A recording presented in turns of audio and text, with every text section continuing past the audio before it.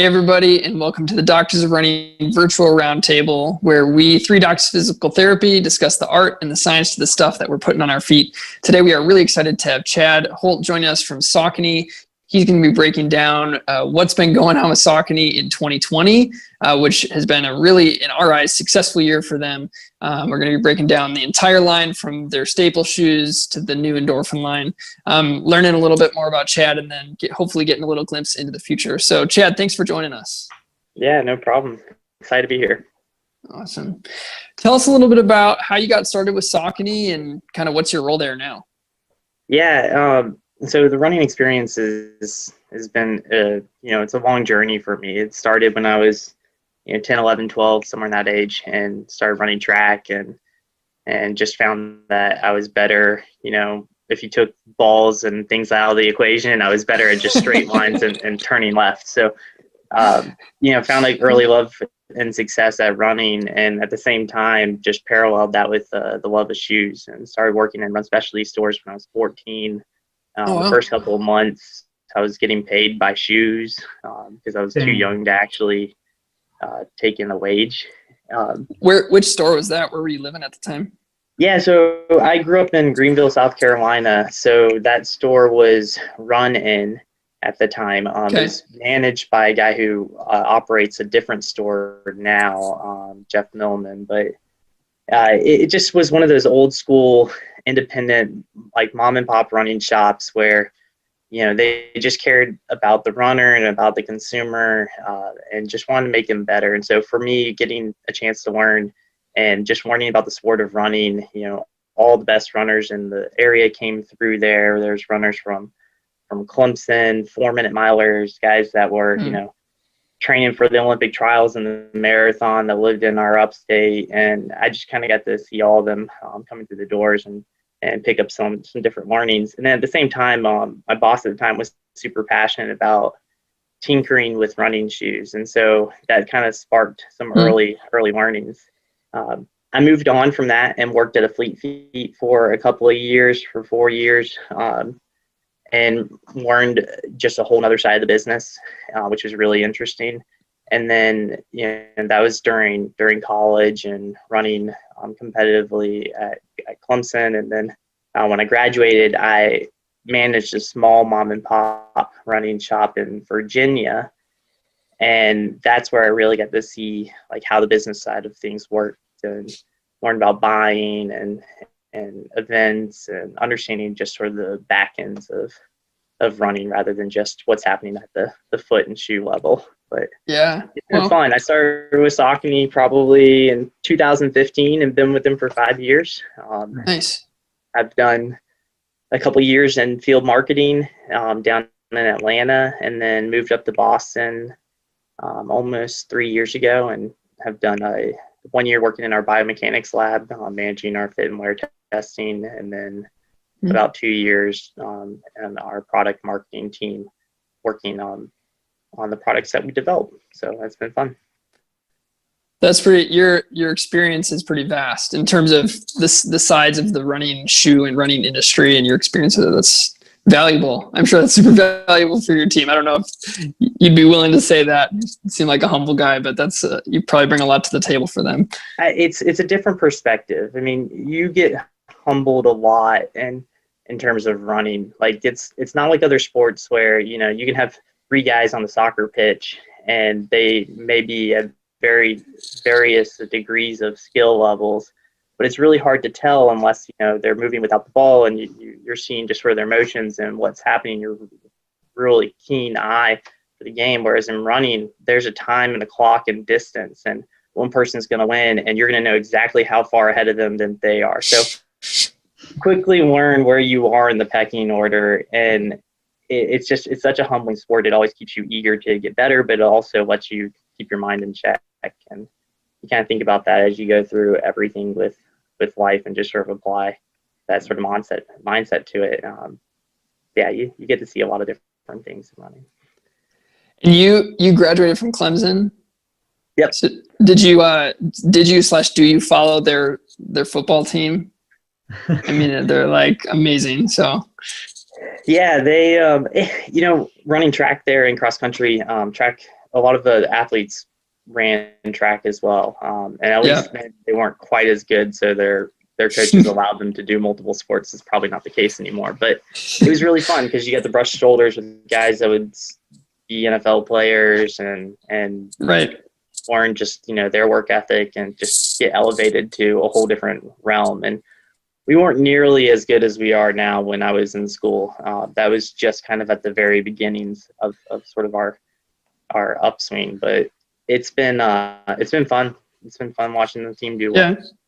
Yeah, I graduated from Wisconsin, Madison, to the Badgers, and I was not an athlete there, so I didn't regularly rub shoulders with those guys. But just I was walking to a hockey game one time, and I had to stop at the stoplight, and like Russell Wilson's walked right in front of me and stood there, and I'm like, oh my gosh.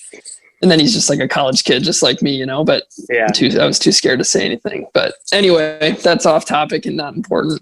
But you may have touched this already, but when it comes to just running in general, do you have a favorite running memory or kind of what you love most about running? I love to battle.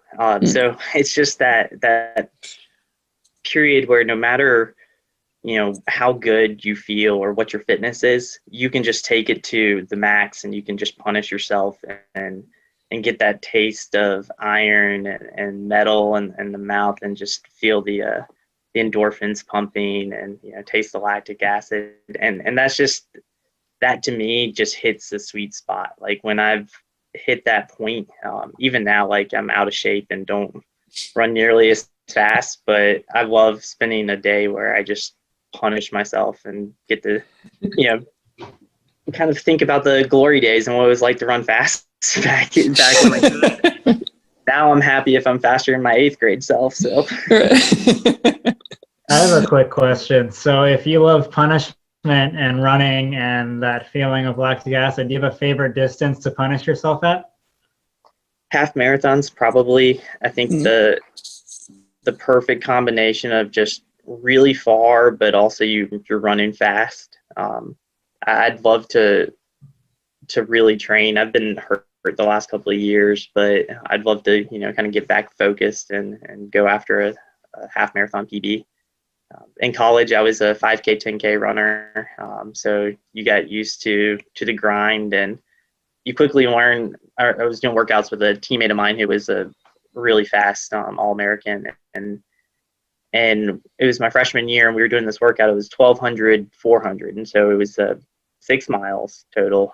You do a 1,200, you get 60 seconds recovery, and then you do a 400, and the 400 was supposed to be around 63, under 65 at least, and then the 1,200 was somewhere around like 5-minute pace.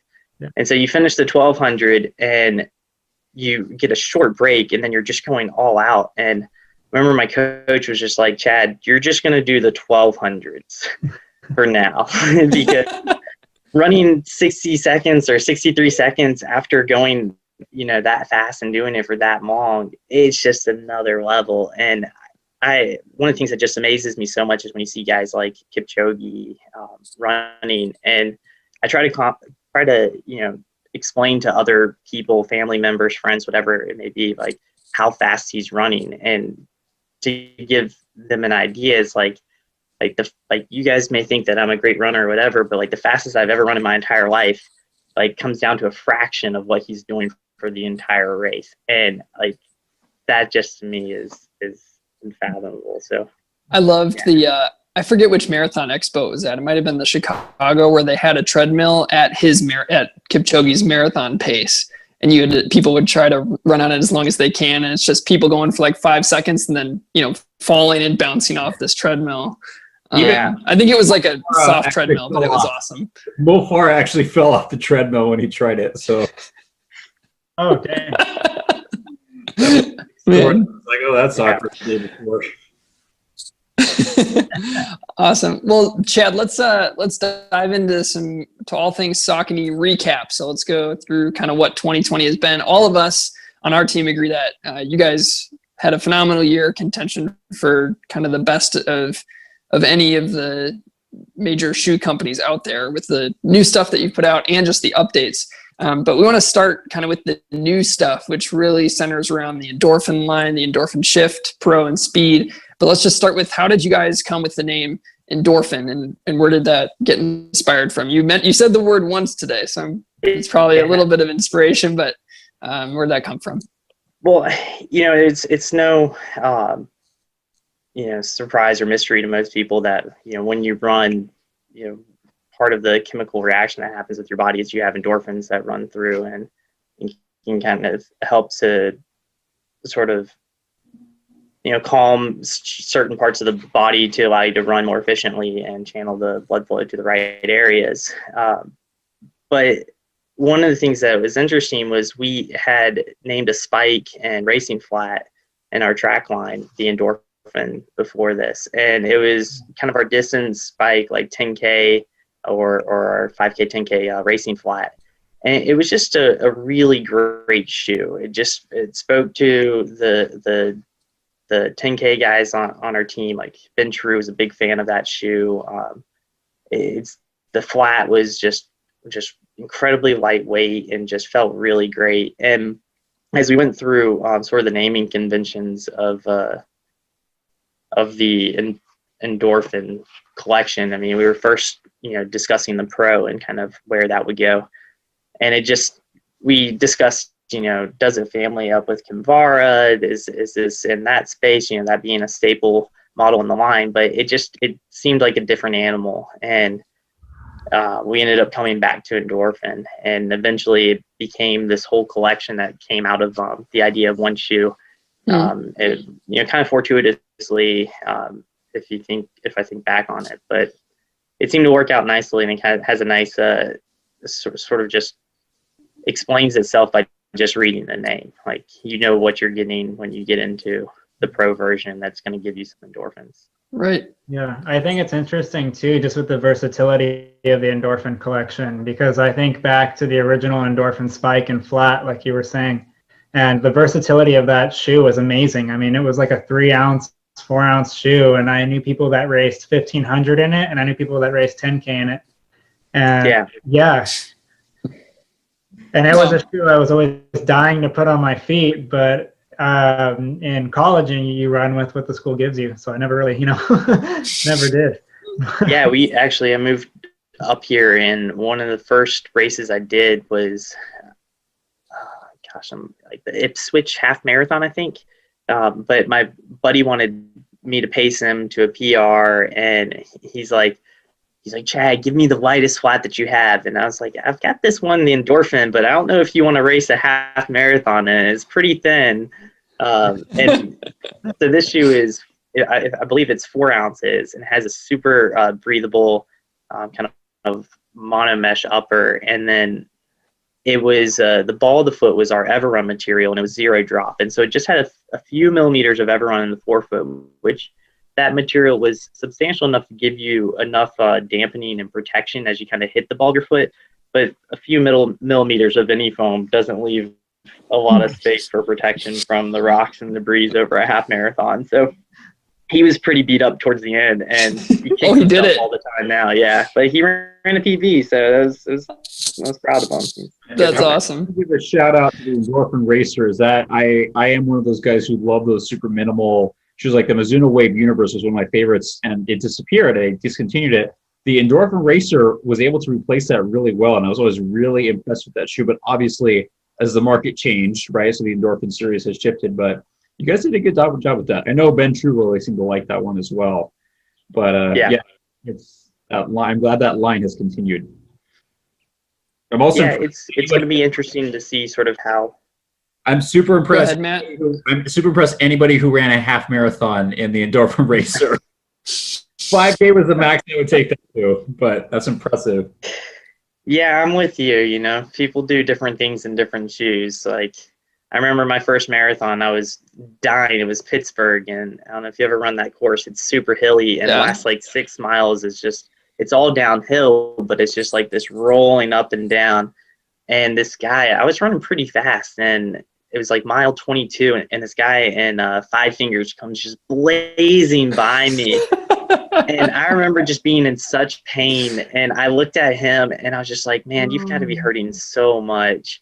But you know, the thing is that runners and people, you know, everyone's biomechanics, everyone's running gait, and their idea of what pain and comfort is just different. And you know, if someone's able to run a 5K or a half marathon or 50K and they're barefoot, or they have, you know, 2-inch high stilts on, you know, if they're running and they're happy and they're healthy, you know, more power to them, because that's what it's about. That's the whole reason why we make shoes. And it's, you know, just if we can further their running career and their ability to stay healthy, that's the goal.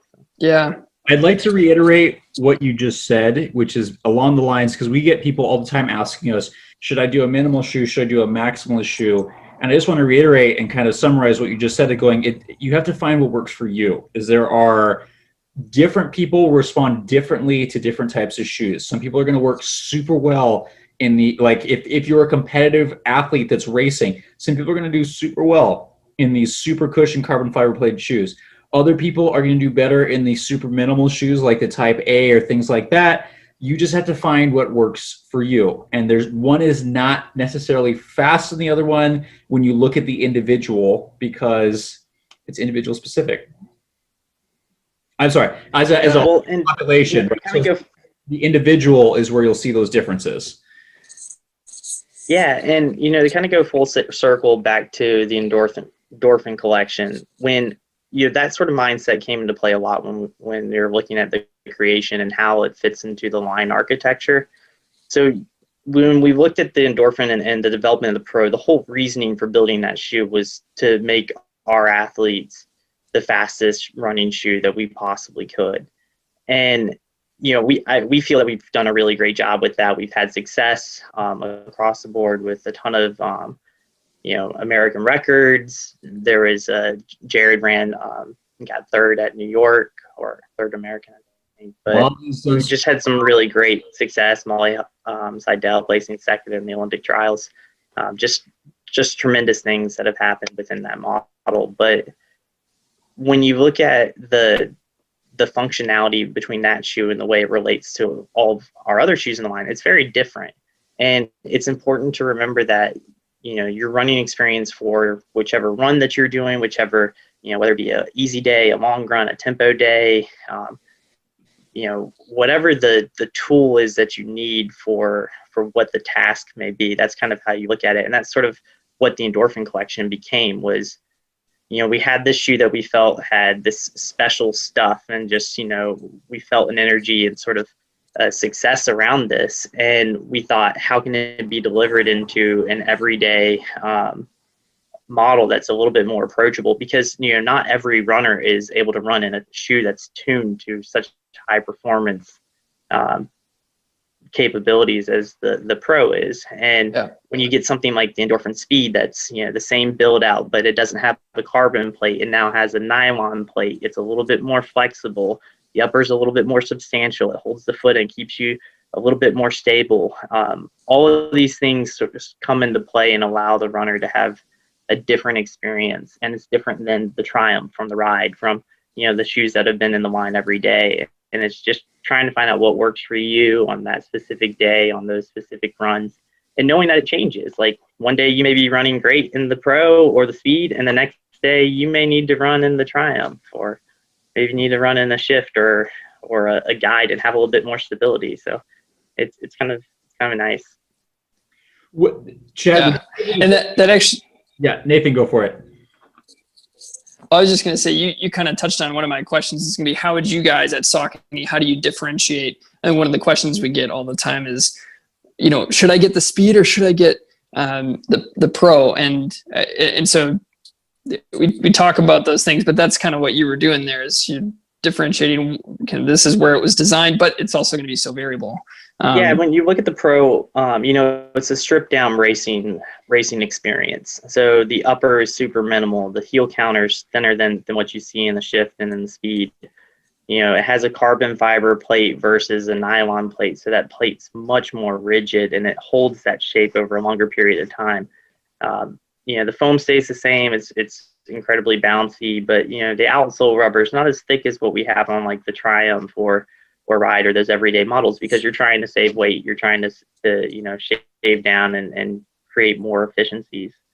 And that's kind of what you're looking at as you look towards the speed. It's a bit more democratic. It's a bit more everyday, but yet it still has all of that DNA from the Pro.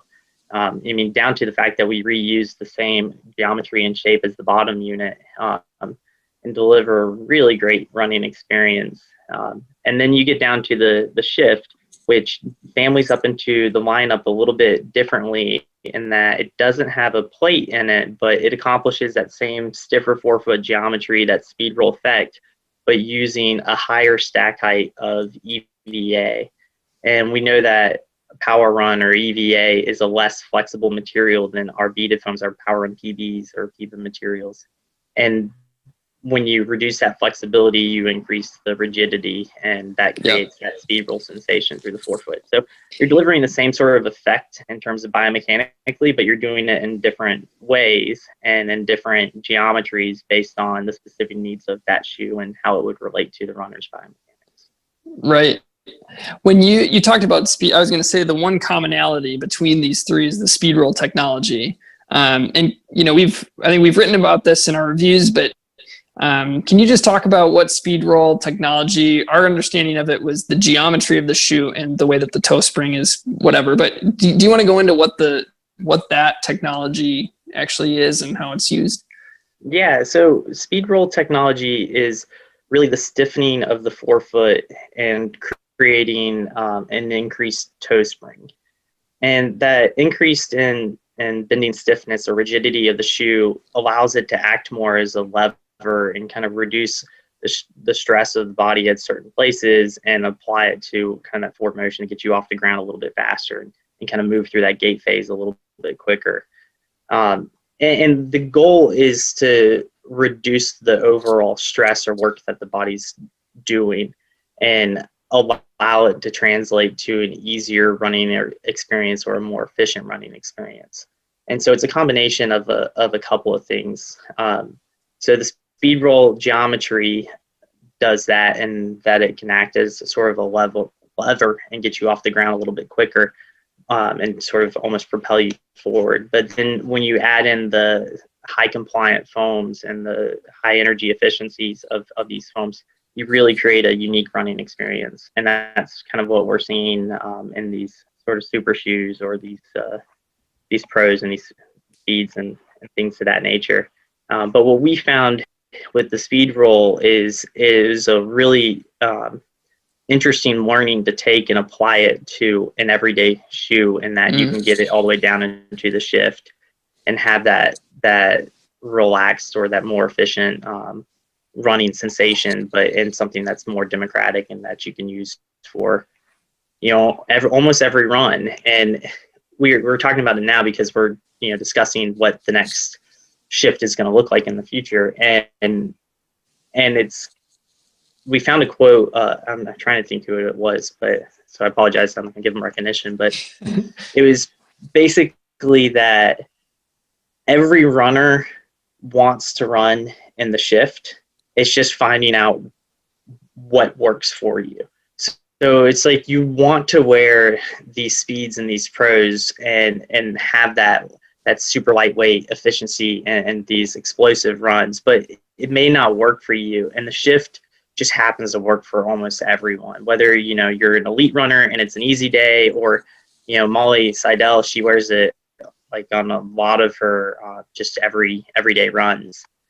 Lately, she's been running in speed a lot more because she was tuning up for London, but just in that interim where she's just a little bit more relaxed and just trying to take care of herself, like this has been such a great shoe because it creates a nice stable platform, that stiffer speed roll effect reduces some of the stress, and then having that super high stack height creates a really nice dampening effect as you come down the impact.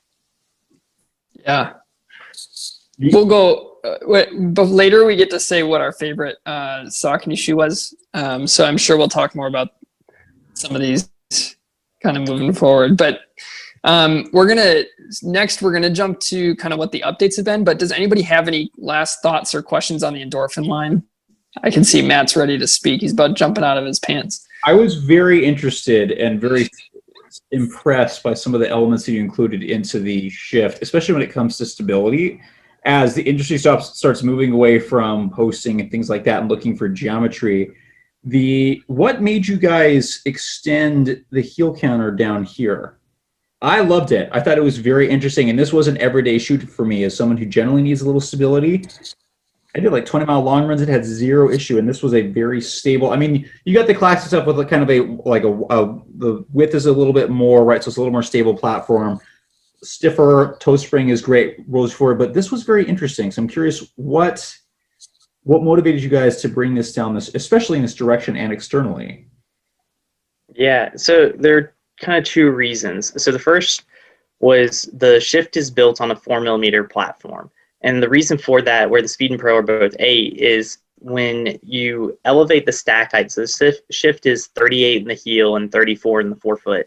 And when you go to an elevated stack height, you create instability just based on the height. And when you increase the height and you also have a nice soft pillow underneath you, that also increases the instability of the shoe as well. And so when you lower the drop to a 4mm, you actually center your body mass over more of the shoe in terms of you sit a little bit further back. And so you're more centered and you create a more stable or balanced platform underneath. And then when we wanted to keep it a nice slim and sort of tailored look. So it didn't have like a ton of flare out from the top down. So it didn't look like this super bulky, wide foundational block underneath. But to still give you that cradle and that nice stable platform so everything moves forward, we had to look at the kind of top-down stability, or how the foot responds above that stack of foam. So you have that rear external TPU piece that dips down a little bit on the medial side, and then you have a nice little rubber wrap-up on the medial side as well. And that just kind of plays together just enough to give you a little bit of a firmer medial side. So it's not there to correct overpronation or to like be this ultra structured shoe, but it is there to just keep you nice and centered and sitting over the main platform of the shoe until you can get to that toe off and that's engage in that speed roll and kind of lead you off the front of the shoe. And based on the current evidence, that's what's being suggested, right? So Ben O'Nig has done paper after paper after paper on this kind of stuff, and I think you guys did a wonderful job bringing that to light, going, we don't necessarily need to force the foot to go in a certain direction. The goal is to kind of just keep it centered for the most part and center where it wants to go and then get it off that toe off. So this is very good. I was very impressed. And this is actually a contender for my shoe of the year. So I think you guys did a great job. And so I appreciate that. Also, yeah, it's a dark horse. Yeah, it is. It doesn't get, in some of the forums and, circles of shoe geekery or whatever, it doesn't get as much of the love. But I mean, I thought you guys hit it out of the park with the stability mechanisms built into this. And when I first saw a picture of this shoe, and then someone told me the stack height and that it was as big as, I think, more stacked than the Hoka Bondi shoe.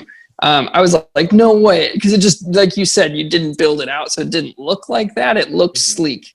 And when I heard what the stack was, I was like, that's incredible that they made it, even just aesthetically, you made it look the way it did with what's all put underneath. So yeah, it's brilliant. There's definitely some improvements that could be made to the shoe and some things that we can do to family it up more to the Endorphin Collection. Because, Matt, to your point, it doesn't get the love that the Speed and the Pro do on the forums. And talking that everyday trainer or that recovery trainer or whatever, it's not sexy. It's not what, people are going to gravitate towards. And, I know we're going to get into our favorite shoes at the end of this, but the Speed and the Pro just deliver a really unique running experience that, although there's carbon plated and there's plated shoes out in the market, I'll be a little brand biased and say that, ours delivers different and very unique running experience. And, I'll let the user determine if it's better or not than competitors, but it's very fun to run in. Mm-hmm. Yeah. Awesome. All right, so let's transition, kind of going into updates. The last 2 years, not only have you introduced the Endorphin line, but your base, I don't know if the right word is base models, your kind of mainstays, have gone through a lot of changes too. You've gotten rid of the ISOFIT uppers, you've transitioned away from EverRun to the PowerRun foam, or PowerRun Plus. Tell us a little bit about kind of those transitions, both for the upper construction and foam changes. How big are those actually? How much was just a name change? And we'll go from there. Yeah, so there were big updates all the way across the board, and it was a lot of internal struggle. Whenever you're moving from one technology to another, it's a big decision, especially when you have overarching themes that run that across the line, and ISOFIT and EverRun were both of those. But with everything, we continue to take learnings, take cues from the consumer, and our end goal is to make the runner better. And so if we can find a way to deliver that, that's what we want to do. And ISOFIT, I'll start there. It was a really cool technology. So when I first started looking at jobs, when I was ready to move on from working in run specialty to wanting to work for a brand and start working, I really wanted to get into product development. I looked at brands that I thought were innovating and different and unique ways. And Saucony had just come out with the Zealot, and the Zealot was one of the first shoes to offer up ISOFIT. And Nike had Flywire out at the time, but there wasn't anything out there that covered the surface area and then allowed the adaptability that the fingers of ISOFIT did. And in theory, I just thought it was really cool. And I started running in the Zealot and really enjoyed it, and wanted to I was like, this is a brand that I want to work for, because they seem to be thinking about the whole running experience rather than what's just happening underneath the foot, what's just happening when the foot's coming in contact with the ground, rather than how is it all forming together and how is it all being utilized in one fluid motion. And I just thought this was really revolutionary.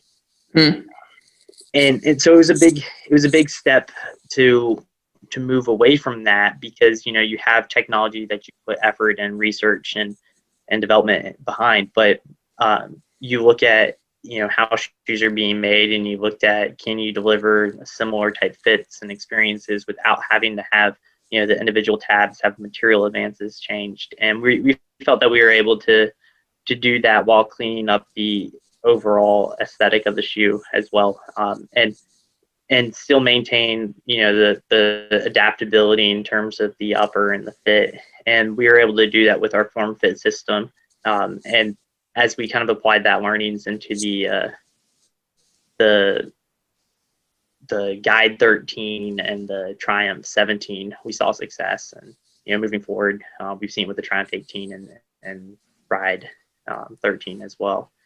It seems to be fitting well for us. Mm-hmm. Is that the same upper technology?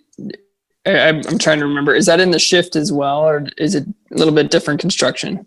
Yeah, it's in the Shift, and the idea is it's kind of focusing on the foot and 360. So you have your midsole, and then within Saucony shoes you have a top sole and then a sock liner, and then you have the upper that's applied. And it's how all of those relate together and adapt to the foot shape, and can the individual allow the shoe to adapt and work with their foot. And so, through different engineerings of knits and uppers and allowing to provide stretch and flex in different spaces, we were able to kind of create the fit and feel that we wanted with the form fit system. Yeah.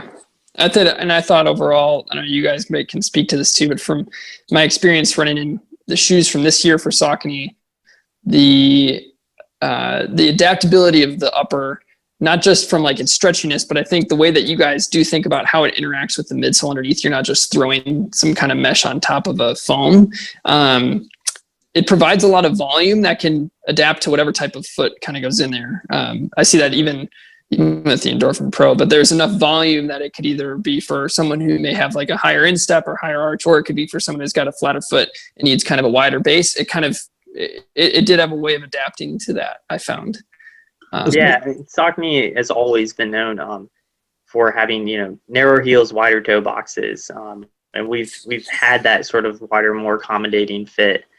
And, whether it be ISOFIT or not, we kind of moved into being a little bit more narrow and tailored over, the previous couple of years. And so kind of the introduction of form fit really allowed us to focus back on the fundamentals, focus on that last 10%, and really finesse the uppers to make them fit and adapt to the right foot shapes that we want for those specific class and models. Mm-hmm. I feel like a lot of people talk about midsoles and midsole technologies, but uppers is something that doesn't get as much love. And I definitely think you guys did a great job on that, because that is something that I'm seeing consistently with both patients and people that I know, is especially as people are trying to shift, is that a variety of foot types are able to handle that upper, which is not super common, because usually a certain population will work with certain shoes and not with others. And I've been impressed with the versatility of you guys, because, everybody, like I said, everybody, the sole, the carbon fiber, that's the sexy stuff, but fit is equally as important, right? That's actually one of the determining factors of whether somebody's going to buy a shoe, is immediately when they put their foot into it, right? How does it feel? And that's something I tell patients all the time, this should feel comfortable the second you put it on. And I think you guys are the Form Fit does a great job, not just in the Endorphin line, but some of the other shoes do a great job of accommodating the different foot shapes. And it's been very cool to watch that. Yeah, I agree completely. I mean, it's minimal, it's adaptive, and it's reinforced well enough to take pretty much anything you throw at it. So Saucony's been doing a great job with the uppers. Like pretty much every shoe I've run in has been very impressive. So yeah. Let's go into the Everrun to Power Run transition. You have Power Run Plus in Power Run. So tell us about that a little bit.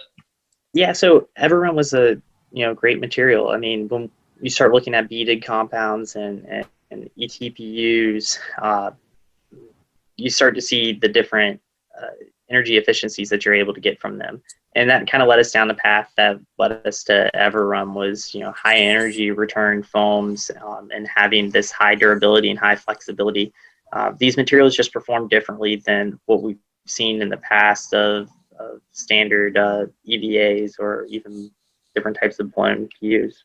But, with all things, technology gets better and materials get lighter. And one of the things that we found with Power Run Plus was that we were able to deliver the same type of energy return, but we were able to cut the weight of the material by 25%.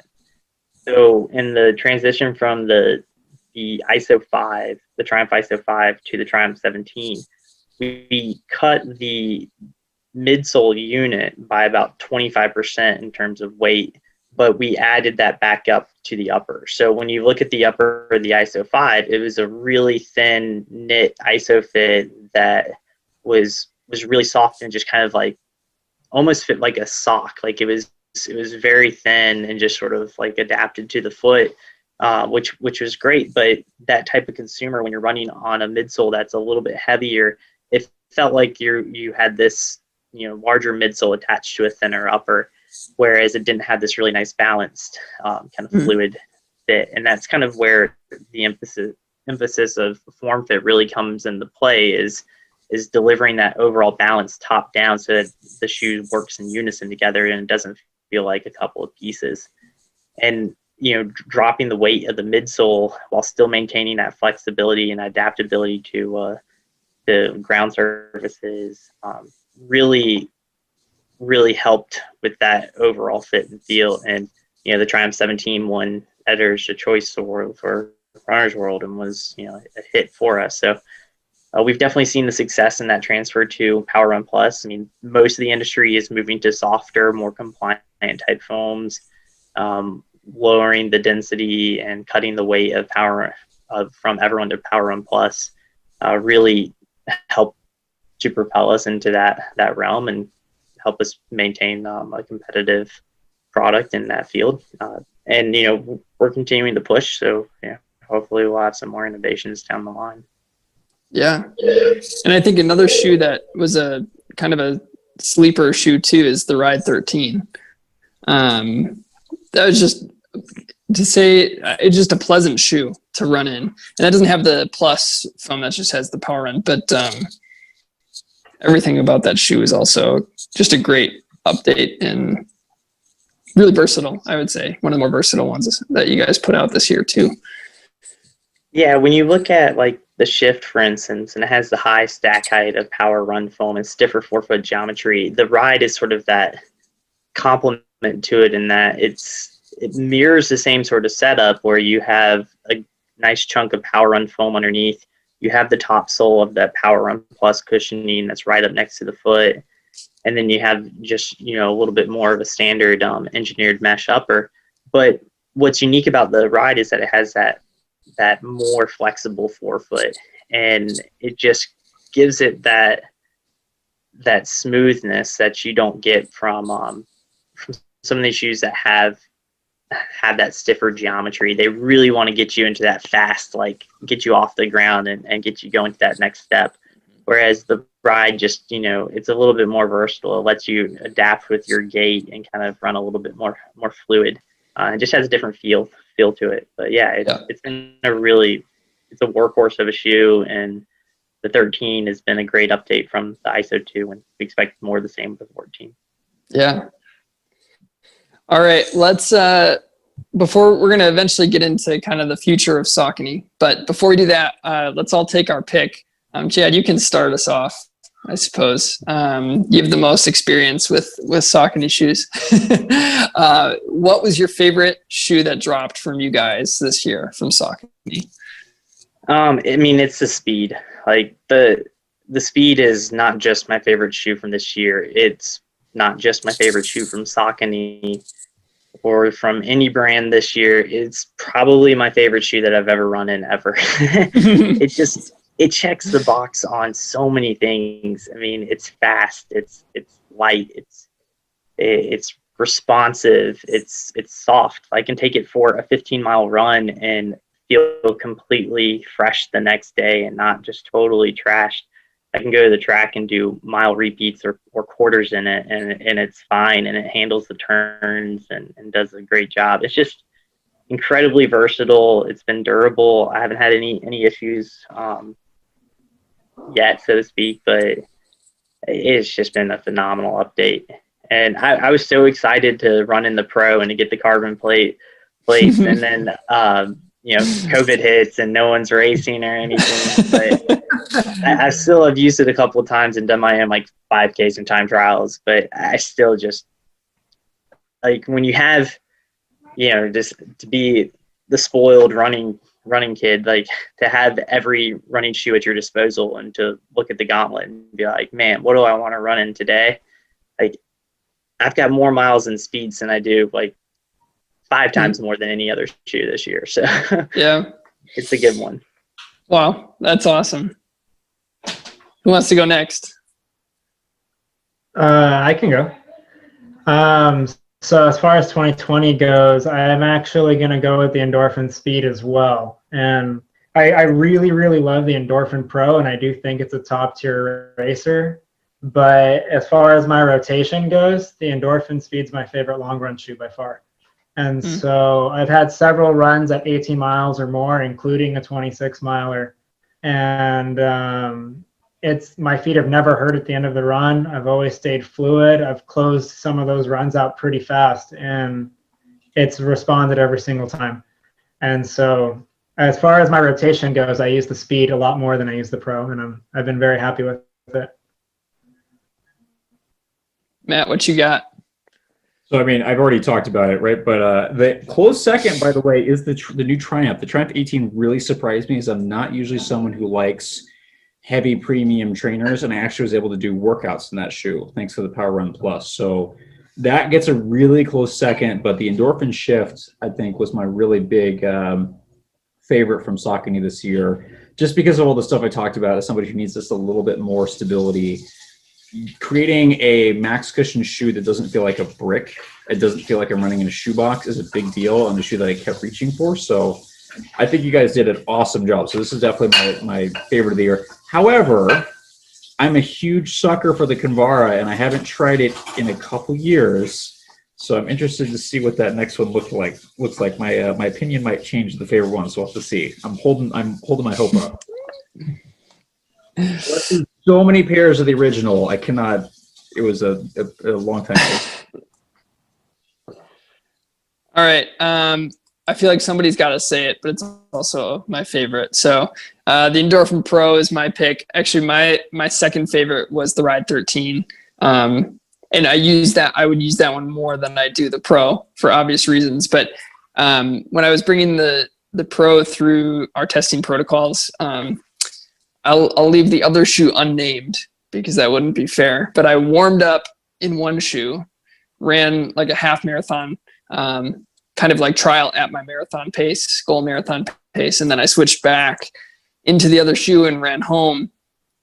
And that run home was awful because just the experience that I had running in the Pro was just so, it just felt effortless. Like it just rolled with you.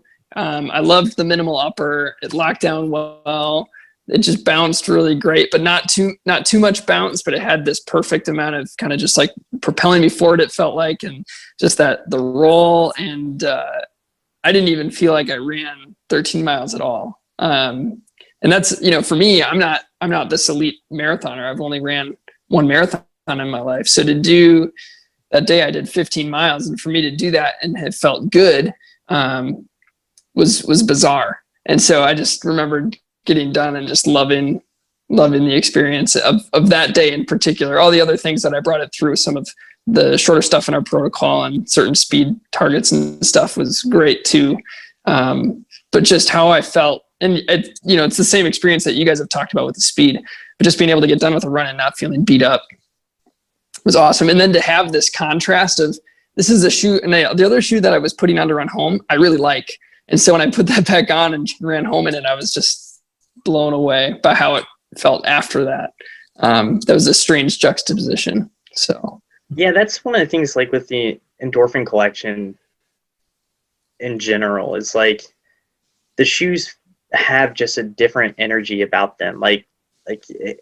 They just want to go fast. They just have that sort of, like, you put them on and it doesn't matter if you went out for like a 10-minute easy day, like you're going to start wanting to go a little bit faster. You're feeling that speed roll, and you're going to have a mile that drops, and you're going to be like, whoop, got to pump the brakes a little bit here. It's getting quick.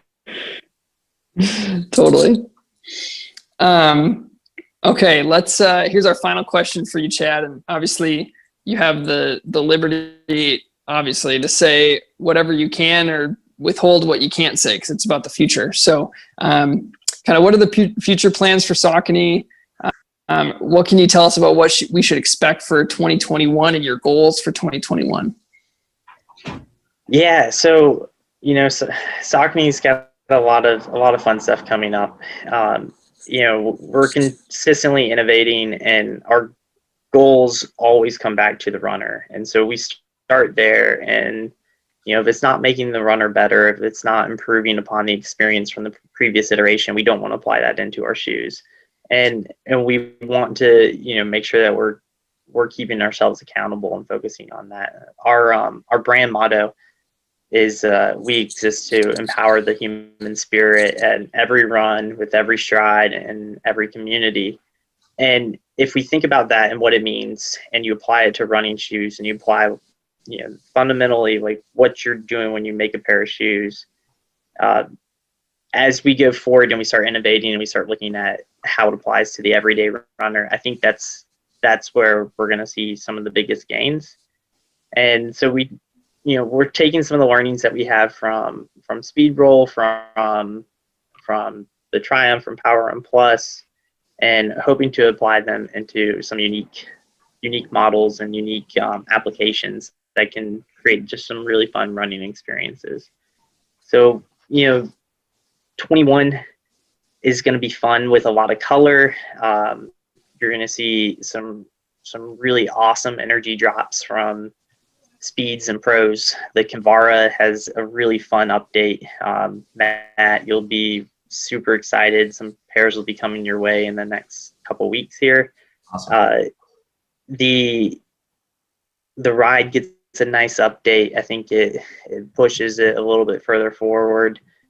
The Triumph is going to be really solid moving forward, just continuing and building on a franchise that needs just it needs some consistency. It just needs to make sure that it's continuing to check off the box for that consumer, and that the consumer can trust in it, that it'll provide the energy returns and the fit and feel and the functions and benefits that they need. But yeah, we have some fun stuff coming out, especially as you start getting into the summer of next year. It is an Olympic year, so we'll have some fun colorways and fun styles as well. Plus, Awesome. It'll be the second iteration of the Endorphin Collection will come out next summer. You'll have a year on under the belt there, so you'll see some new looks and feels of what Endorphin means. Fabulous. That's exciting. Well, do you guys have any other final questions for Chad? Or Chad, do you have anything else you want to say? Yeah, go ahead, Matt. I hope this is not an awkward question. Is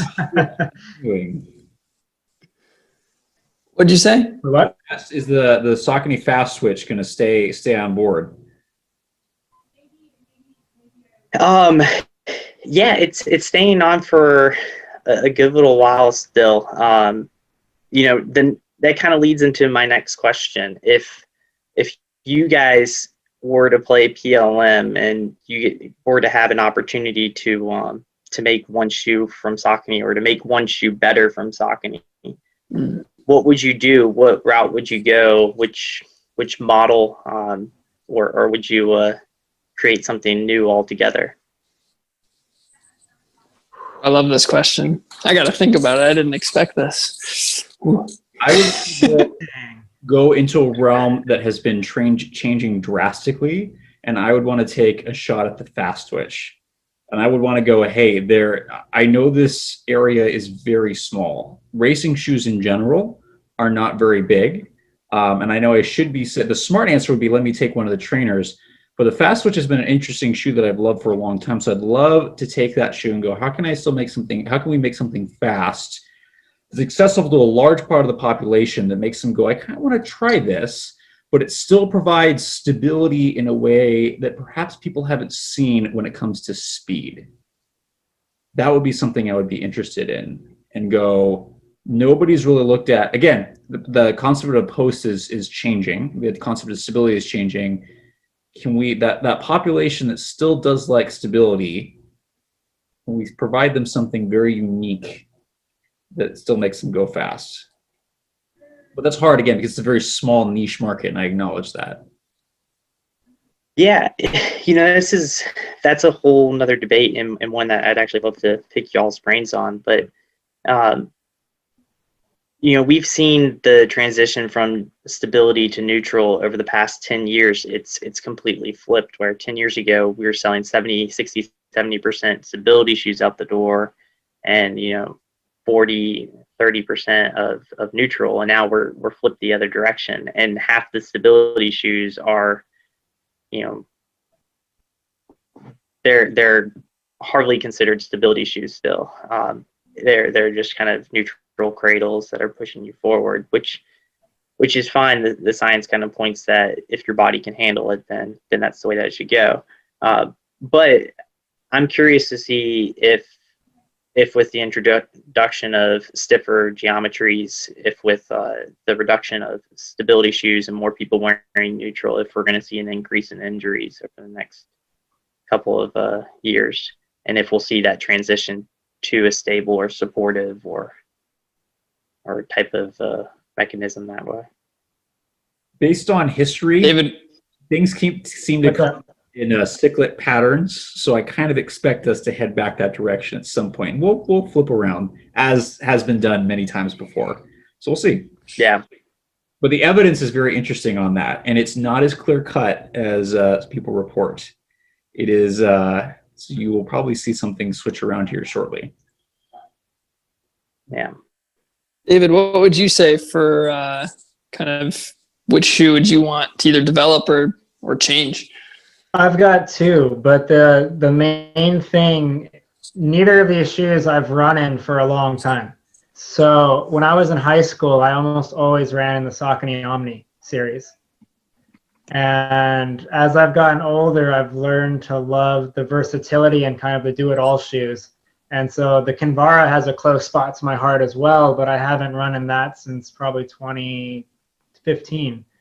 So I would love to just take a crack at both of those, I think, because just to see where they've come from there, and then to really kind of, like with the Omni, develop the idea of stability and creating a workhorse trainer that rolls well but still maintains all the features you'd like in a stability shoe without being overly, I guess, blockish, you know, to use that kind of a word. And then same with the Kinvara, how can we make it more responsive, nimble, and have some traction to get going? Because I remember it being pretty much an exposed EVA outsole, and I think it still is, if I'm correct. So I think those are probably the two models that I would be the most interested in taking a crack at. Awesome. Yeah, and one thing that I think Saucony is unique to some degree in is that you guys check a lot of the boxes of types of shoes and types of runners. Like some companies stick with high drop shoes, some companies stick with low drop shoes, some companies stick with the high cushion or the minimalist. And you guys, honestly, right? You hit everything from 8 to 4 millimeters. You hit your, you have your 8 millimeter drop shoes that have high cushion and high softer, and then you have your 8 millimeters that are a little bit more firm. So it's hard to kind of say, hey, maybe work into this direction, because I think you guys do. You touch so many different pockets of runners because of the versatility or the variability between your different lines. That said, I think when I tested the Shift and the Ride, I remember coming out of those thinking they were like sister shoes for me. They seem so similar, and I think it'd be interesting to see probably see the Shift move a little bit. It's kind of it's such an interesting shoe, right? It's so you have so much stack underneath, but yet it's so stable. But it made me want to go fast in it still, and it'd be interesting to see that shoe maybe transition. I don't know if I wanted to. I don't know where I'm just thinking about this now, so this is all coming off the top of my head. But having this shoe be a little bit more lovely for some casual stuff in some way.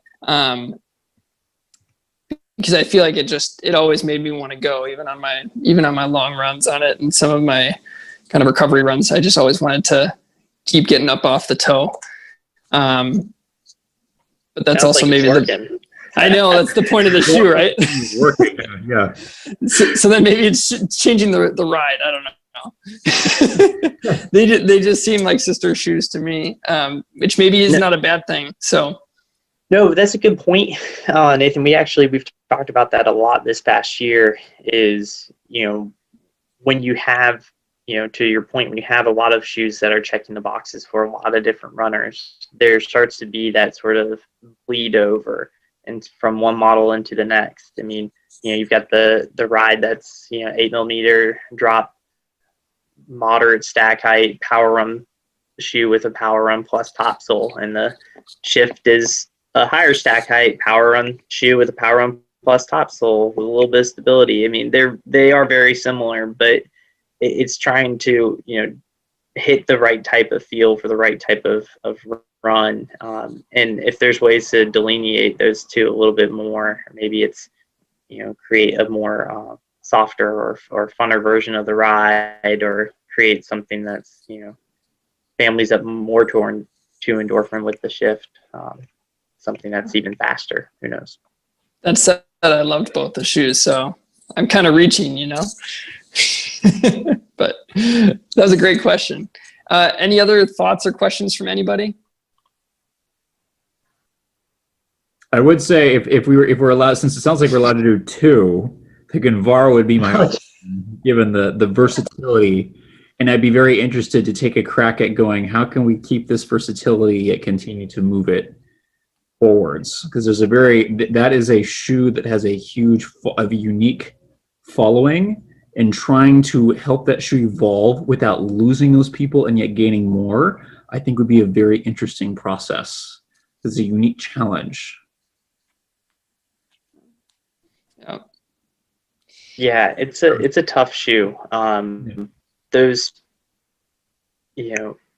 cult classics, historical shoes that just, people love, and every year you update it, and there's a group of people that you did something wrong, and there's a group of people that love it. Like, think back to the 10 when we put the heel pods in as like a nod back to the one.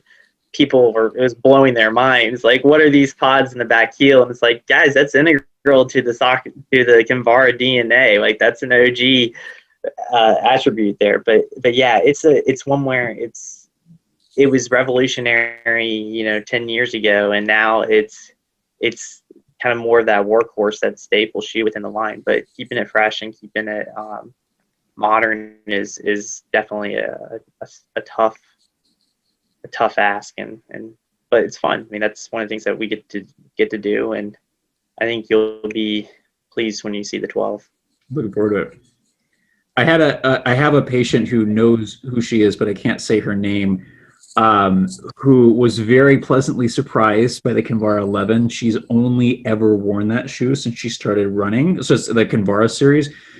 I remember when the 10 came out and she had it, she burst into tears. I like the 10. I thought it was great, but she was not so happy. And so luckily, it seems like, from what I understand now, the more I know her, she kind of has this interesting relationship with Kinvara. She seems to like cry one version, next version's great, cry. So to see what happens. It definitely has that following. It's interesting. Yeah, and there are people that are like the 7 and the 6, like, and then the Kinvara 3. Like, there are just certain years where like Kinvara lovers love or hate them. I mean, the 9 seemed like it was universally loved by all, and the 10 was hit or miss. Some people loved it, some people hated it, but it still keeps churning around. And the 11 this year has really been a great shoe for us. It's been a workhorse. It's delivered on some phenomenal numbers, and I see it out there all the time. I can't run in 4 millimeters the way some people can. I've had Achilles and plantar issues, but I still throw it on every once in a while, and it's a fun shoe to run in. And I think that's what people like, is they like that nimbleness, the lightness, the cushion. It's one of the shoes you can do everything in, and it's only $110.